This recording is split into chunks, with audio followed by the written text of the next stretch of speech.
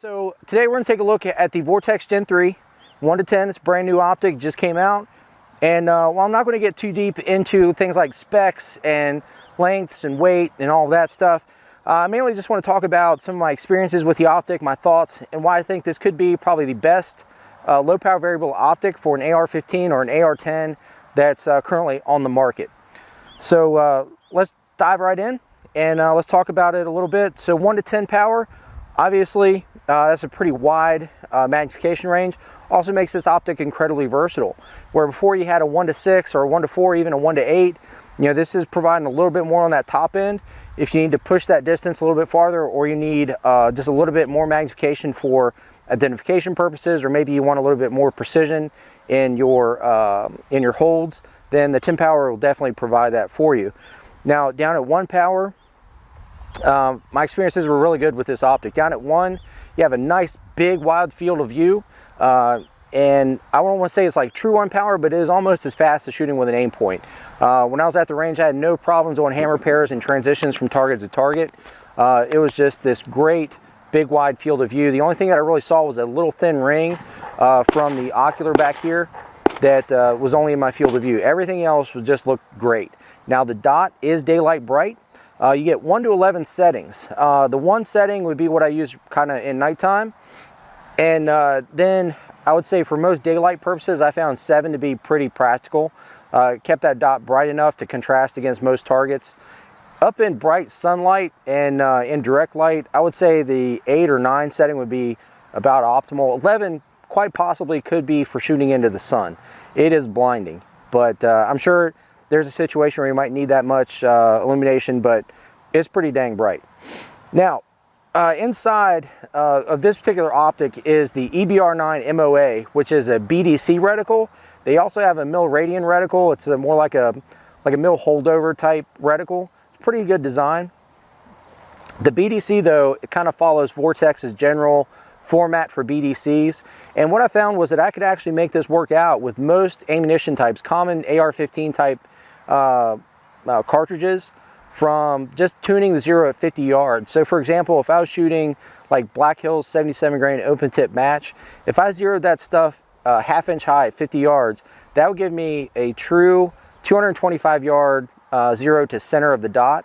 And then from there, the 3, 4, 5, and 600 yard stadia lines would be pretty much within half MOA of my drops. Super accurate and very functional. I found that with 55 grain ball, if I zeroed at 50 dead on, that would give me about a 200 yard 0 dead on at the center of the dot. And those stadia lines are going to match up pretty close to about 400 yards, and it starts to drop off after that. But I probably wouldn't shoot 55 grain ball much past 350 anyway. So that's not too big a deal to me. Now, one interesting aspect to the reticle that I liked was that the center circle is a segmented kind of circle with a 1 MOA dot in the center. Now, for some people that might cause some heartburn, because in a lot of other scopes, that's a solid part of the reticle. It has to be almost to be illuminated, but what Vortex did was they were actually able to take that illuminated portion, that segmented circle and that center dot, and make it almost see-through. So what this brings to the table is that you can be more accurate and more consistent in your holds for better accuracy, because you're not having to try to keep that dot in the same place. You can actually see through the dot and then locate your target and get a good hold that way. So that was pretty cool. I did like that aspect to it. And if you have to, you can take these cap turrets off. You could dial out. I did also check the tracking. Tracking was perfect. On tall test target, I went up to 30 MOA and came back. No issues there whatsoever. Absolutely good tracking. Now, an interesting thing that came in the package is this throw lever.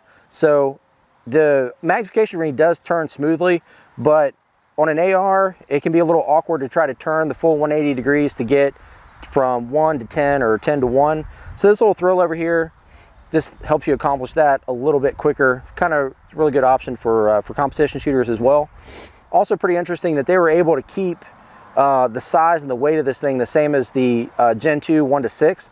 I thought that was pretty incredible. They increased the tube size, they kept the weight the same, but they gave it more magnification too. So that was pretty cool. I think the combination of, being almost as fast as an aim point down on 1 power, you get a good bit of precision up on 10 power, and then combined with its just general compact size, this makes this an excellent option for SPRs, for recce rifles, anything that you're going to want a little bit of precision for, and then you also might have to engage up close with. This is a fantastic option. Now, it's expensive. MSRP is $28.99, but I've been seeing street prices in the neighborhood of $2,000, so definitely not cheap by any means.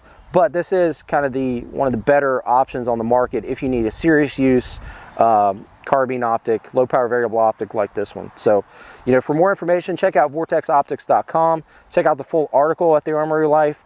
We've got some additional pictures and information there as well. And as always, have a great day.